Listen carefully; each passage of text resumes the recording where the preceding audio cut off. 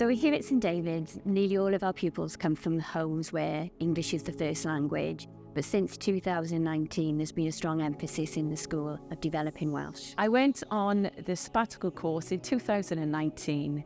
It was the most valuable course that I've ever done as a teacher. So the Cymraeg mewn blwyddyn course has enabled me to develop my own Welsh skills and given me confidence in my own Welsh language skills.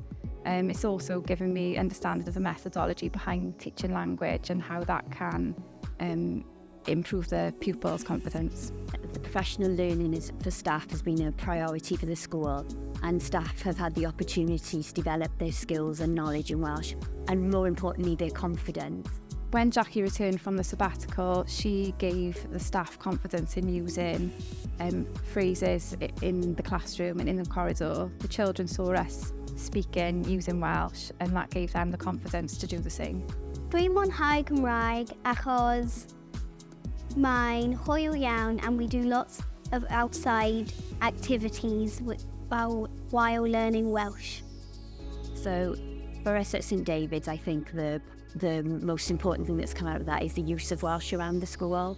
So the children are using Welsh not only in a Welsh lesson or during a Welsh activity in class, but in their outdoor learning when they're interacting with their peers on the yard, and they swap between Welsh and English very, very naturally.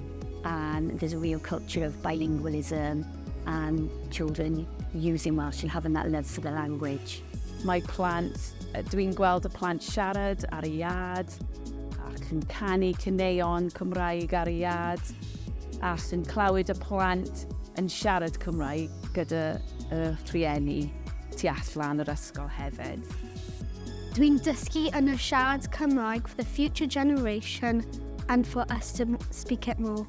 Dwi'n dylio Cymraeg achos mae'n hwyl a dwi'n dylio dysgu am y celf.